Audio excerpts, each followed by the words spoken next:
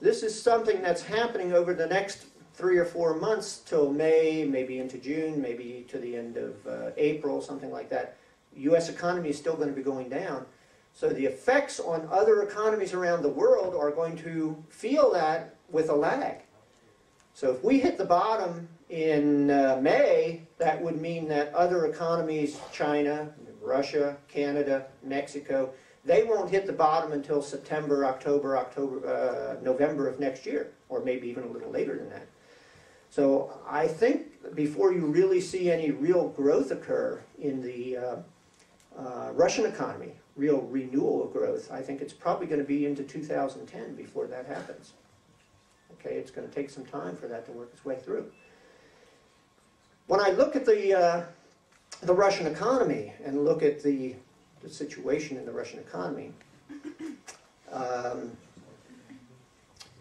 as you know, the ruble has lost, I guess, what, about 30% of its value just in the last 6 or 7 weeks, 8 weeks. Now, the government in the last 3 or 4 months has put over $204 billion from its capital reserves into defending the ruble. And I frankly, with the people I talk with about the Russian economy in Washington at the IMF and other places, I have advocated that they not use this money for what I call a paper chase. It's a paper chase. There used to be a very famous television program in the United States called The Paper Chase. And it was about people who went to universities to get law degrees and medical degrees, and they were chasing this piece of paper called a diploma because they could make a lot of money. Well, this is a paper chase of a different kind. This is a paper chase in which the government is spending its hard currency, which is primarily dollars and euros, to buy rubles to increase the demand for rubles.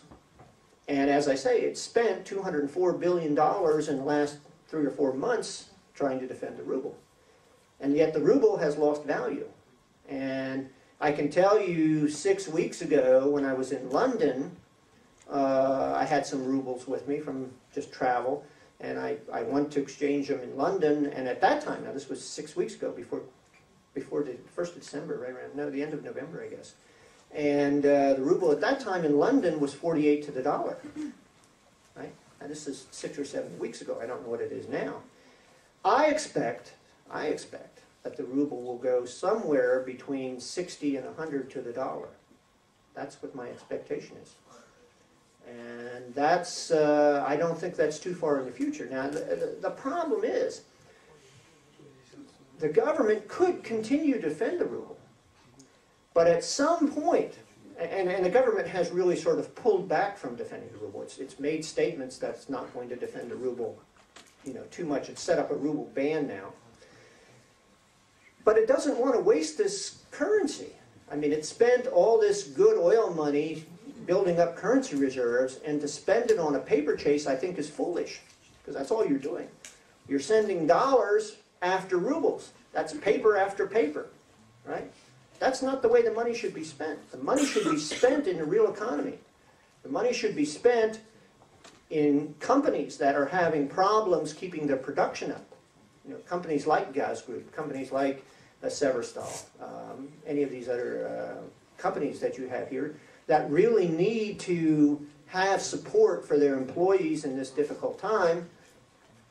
So what I say is that they really should be spending this money in the real economy, not on a paper chase.